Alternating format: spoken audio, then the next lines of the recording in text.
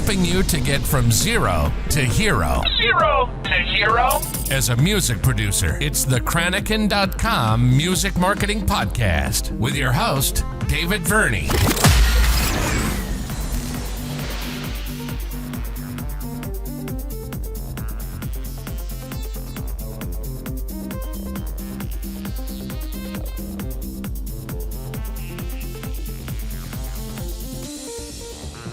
Episode 29. This is KMMP with your host, David Verney. And today we're looking at how to make money as a songwriter in 2022. This podcast episode is inspired by a video by Dylan Lane on YouTube. You can find that video on the blog post. Either check the video description if you're watching or listening rather on YouTube, or if you are listening on any other platform, check the show notes because the link for the blog post will be in that. So check that out. Now, number one, become a staff writer. As a staff writer, you have to write a certain number of songs in a given time period. It's usually a year, but your contract will specify how many songs you need to write. You need to fulfill that. And the songs that you have to write, you can't self-publish them and you can't use them anywhere else. They are only for that contract. They're only to fulfill that contract. If you want a job as a staff writer, then the best way in is through networking with other artists who themselves are working as staff writers, working with other music industry professionals who deal with music publishers, and networking with music publishers themselves. As a staff writer, you are paid a certain amount of money up front as an advance to keep you going over the next few months or a year or however long it is until they publish your work. And then once you have paid back that advance from the royalties, you can get a share of the extra royalties on top.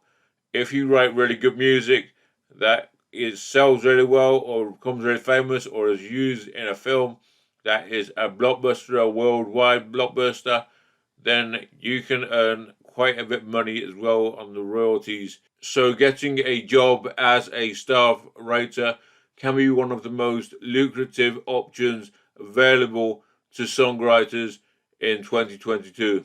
The second option available to you is to self-publish your work through aggregators such as DistroKid, RootNote, CD Baby, and these kinds of sites. There is a link to DistroKid in the blog post. I am an affiliate of DistroKid, but I believe that they are an excellent aggregator, and I think they are one that you should really consider when you are self-publishing your work. The good thing about self-publishing is that you keep 100% of the royalties that are paid out. So when someone plays your song, as long as you are affiliated to a performance rights organization, such as the Performance Rights Society here in the UK, or I think it's ASCAP or something like that in America. I'm not sure on the American market because I'm not American, I'm English, and I live in the UK.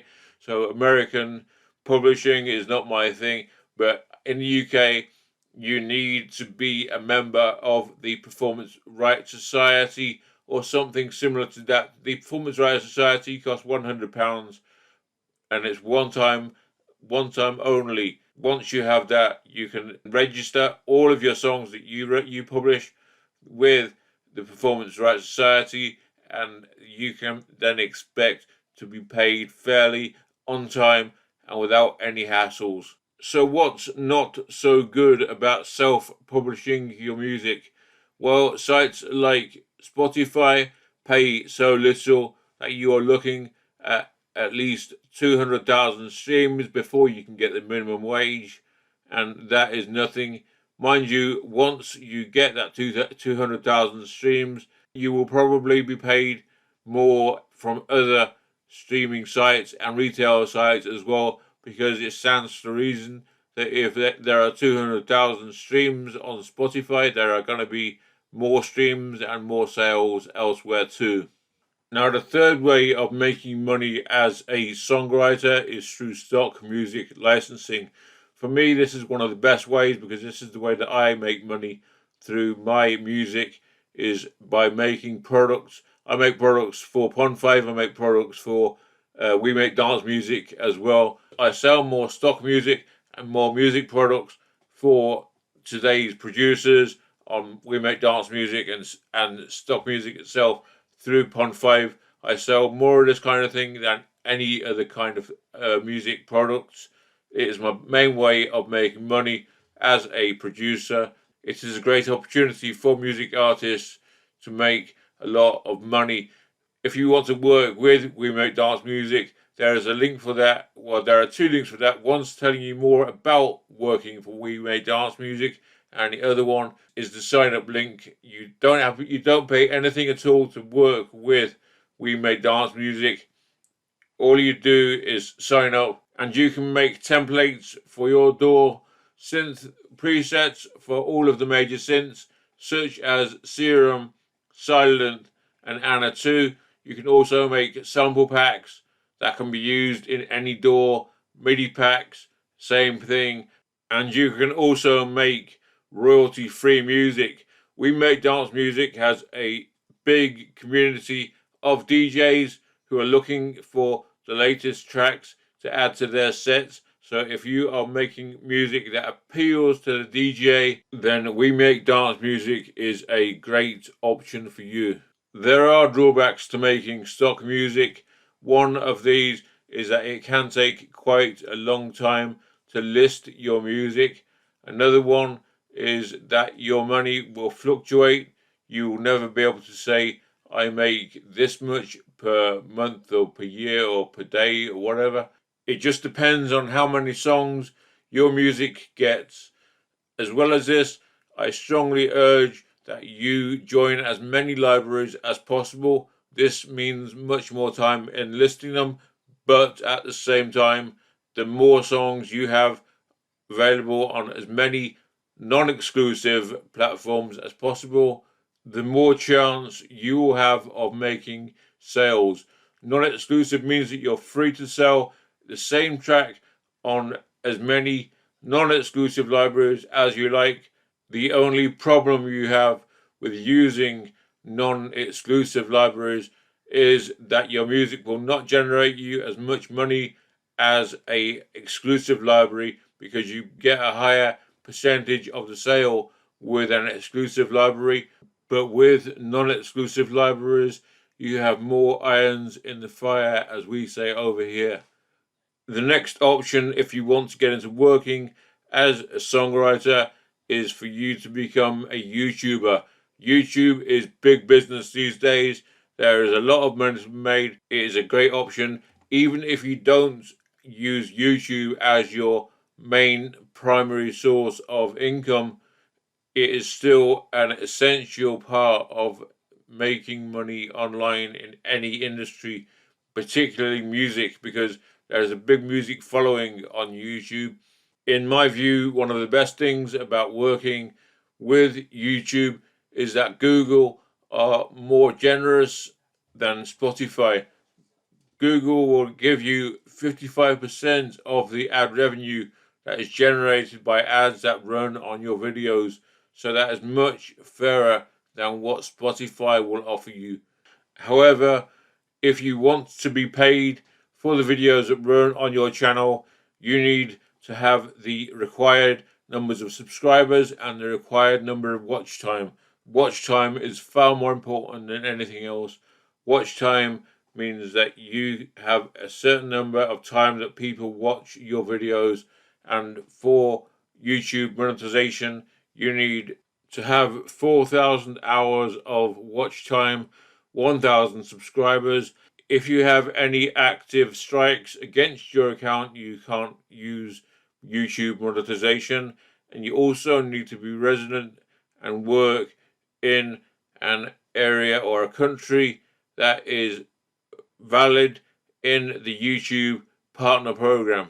Getting this many subscribers and this much watch time can be tough, but at the same time, you can understand that YouTube wants as big an audience as possible. So that is why they will make sure that they are working only with YouTubers who can provide them with a lot of video views. The fifth way to make money as a songwriter is to write custom songs. You can use sites like Fiverr to advertise your services as a songwriter and make some good money in the process. Fiverr originally was a site where you could outsource work to people for only $5. However, now it has changed. It's still called Fiverr, but you are looking at much more than $5 for a good gig. Perhaps the best thing about working on Fiverr is that it is very high traffic and your gigs will receive a lot of exposure.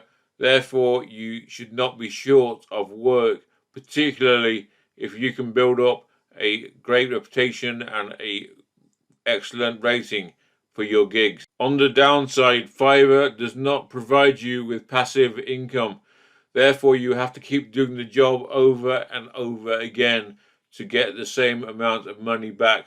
With passive income, you do the job once and it is sold over and over again, such as your products on We Make Dance Music. Again, for We Make Dance Music, see the links in the video description or on the show notes if you're on any other platform. The last way that we are looking at to make money as a songwriter in 2022 is as a busker. Now, busking can be risky. You can get stuff stolen, damaged. Moving heavy equipment can be difficult. You might get your tip jar raided by thieves, but at the same time, I think it is probably quite good money that you can generate from playing in public areas, especially if you are a great musician or if you're very entertaining. That brings us to the end of our podcast episode on how to make money as a songwriter in 2022. Please don't forget to like, subscribe, and hit the bell if you're on YouTube. If you're on any other platform, please like, subscribe, or follow, or do whatever that platform requires you to do to keep in touch with your favorite podcasts, such as the Krannaken Music Marketing Podcast. Please also don't forget to grab your copy of the Complete Guide to Music Marketing 2022. It's updated every year, and this is for 2022. The link for that is in the description as well, or in the show notes. Check that out as well, and have a fantastic week ahead. Please go out this weekend, make some memories, and have a great time. Thank you for listening to this podcast episode. Thank you for tuning in to the Krannaken.com Music Marketing Podcast. We're looking forward to giving you more great music marketing help and advice in the next episode.